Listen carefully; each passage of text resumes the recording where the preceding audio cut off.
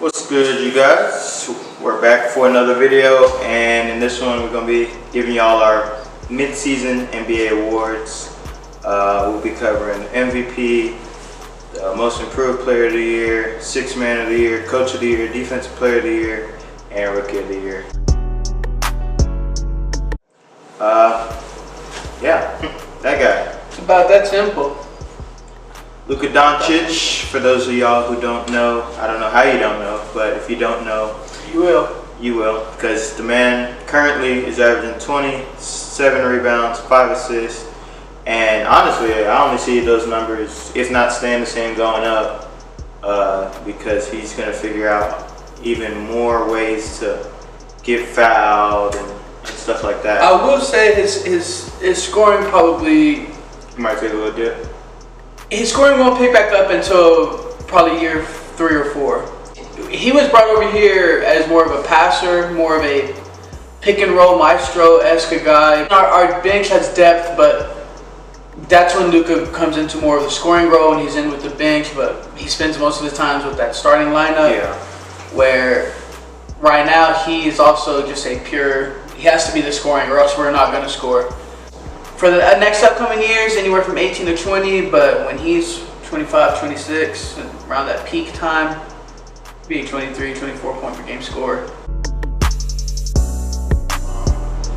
For me, I have a guy out of Toronto, Pascal Siakam, nickname Spicy P. That's not a lie, that's a fact.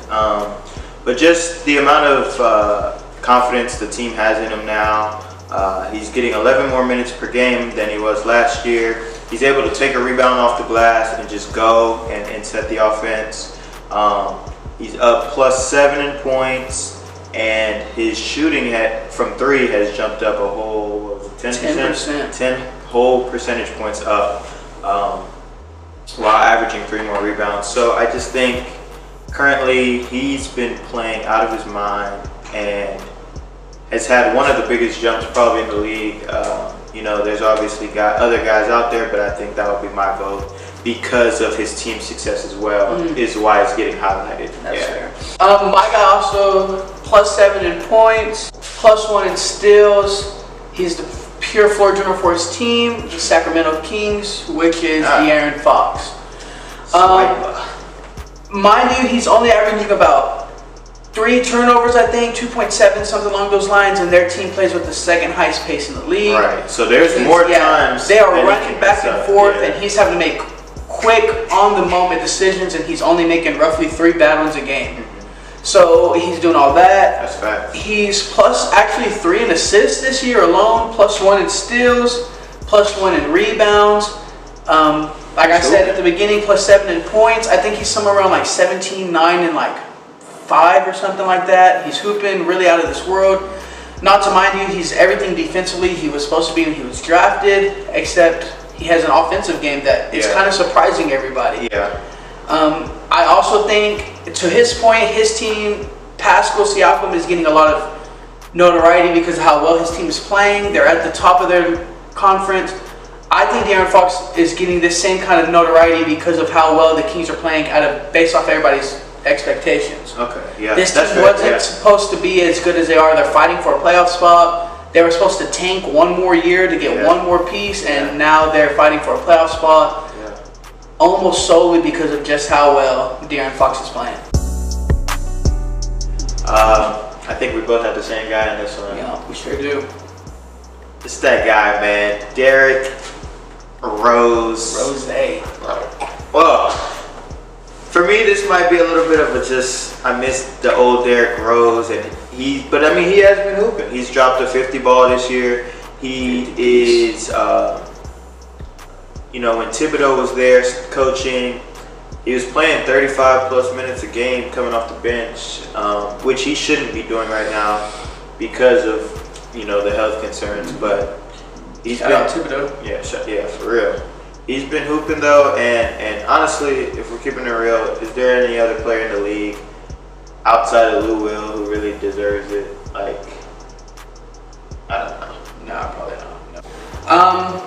Yeah, I got Derrick Rose too. I'm not as big of like a miss Derrick Rose guy because I'm a huge Russell Westbrook fan. If you subscribe to the channel, is that button somewhere around here, maybe? No. You would know I'm a huge Russell Westbrook fan, and a lot of people would take MVP Rose over MVP Westbrook. So that statement alone makes me dislike Rose in some ways, but just based off of pure statistics and the way he's played this year, you have to go with Derrick Rose. He's killing, inspiring people, like you said, just accepting a role. This is a former MVP. Like he said, this was what everybody had as a top 2 point guard at minimum at his peak, and he was like 20, I think. The youngest MVP ever. And he was a top 2 point guard at 20. Played 1 minute like too much in a playoff game that had already been decided 3 minutes or prior. I miss you, Derrick Rose. And his career got changed drastically. Defensive Player of the Year. I know you guys don't like defense, but we got to talk about it. For me, one of my personal favorite players in the league, I got Joel Embiid, and you know, while that might put some people to sleep, I have JoJo because he's averaging 2 blocks a game, he's averaging 13 rebounds a game currently, and he alters a lot of shots when people like JJ Redick and Wilson Chandler let their guy get by them. JJ Redick can't stop a cold. In that aspect alone, I think he covers up a lot of mistakes Philly has. And he's the defensive anchor for that team, who is currently at the 4 seed in the East, in a pretty top-heavy Eastern Conference. And in all seriousness, I think they'll end up getting the 3 seed by the end of the year. And his defense, well, his offense, but his defense is also a big part of why I think I can see them climbing up over Indiana. So the guy I'm going with, history isn't really on his position side. Most of the time, Defensive Player of the Years go to big men. Yeah. It's just a whole lot easier to give them an award. They control more of the game defensively. Rebounds, blocks, contested shots, a bunch of stuff. Yeah. But I fully believe in voter fatigue, and not voter fatigue on Embiid, but more his position as well. So I'm going to go with Paul George. Second in the NBA in steals, and I think up to last night's game, or the game against the Lakers, whenever that happened, shout out Lakers. Paul George, garbage. If you were shooting your shot past 15 feet away from the bucket, you're only shooting roughly 29% on him right now, which is pretty good. I mean, that's basically from the elbow past. You're only shooting 29% against him. Second in the league in steals, roughly about 2.3 a game. He's talking about a team, his player is the 4th seed in the East, mine's the 3 seed in the West. But, yeah, go off then, I guess. Paul George, you're garbage, bro. You're a liar. Mind you, he's 6'9", guarding everybody's best player, night in and night out. Whereas Joel Embiid gets the best big, Paul George gets ultimately the best player, unless it's a center. Fair to say? Yep. One thing that can't be overlooked with Mike Malone's coaching job is the amount of injuries he had to deal with. He's had Gary Harris out. I think he's actually still out. Paul Millsap missed a little bit of a stretch. Still doesn't have Isaiah Thomas. Still never got Michael Porter Jr. So they've had some key injuries as far as like rotational pieces. And yet and still, he's got the Nuggets at the 2 seed in the Western Conference. You know, there could be a lot to be said about them not showing up in big games. True. But I just think that comes with the injuries and them not having their full roster. So I'll give them a little bit of a pass. Not enough to, you know, completely get him off the snide, but coming from not making the playoffs last year to making the 2 seed currently, I think that's a big jump, and I think that jump is enough to ultimately propel him to get Coach of the Year. My Coach of the Year is Mike Budenholzer. Just got named the coach of the Milwaukee Bucks, and in doing so, he's propelled them from the 6th seed in the East last year to currently the number 1 seed in the entire NBA. And he's just come in and revamped the entire offense. He's realized that Giannis is a once-in-a-generation type player. Facts. And he surrounded him with 4 shooters, and he made sure the 4 shooters understood their roles. You know who I wish would understand that, bro? Or you know who I wish had that same luxury? AD. Because then you would really see freak numbers, like if they weren't already. But that's a tangent. But yeah, Giannis is a once-in-a-generation player surrounded by 4 shooters who understand their roles and a very offensive-minded coach, Mike Budenholzer. And in doing so, he's propelled them to the number 4 team in the NBA in offensive rating and the number 1 team in defensive rating. Their net rating is a solid +9, which is 3 points higher than the second place team in net rating, which is Golden State Warriors. Now, if you're not at home, you're not real sure how net ratings go, that's a lot. Me personally, I think Mike Malone's job has just been a little tougher just because of the injuries. So I guess that's where I would side with him. But don't though, because Budenholzer is the right choice. Last but not least, of course not least, actually the most. We're talking MVP, man. Hey, I like that transition. Are you talking about the most valuable player? The most valuable.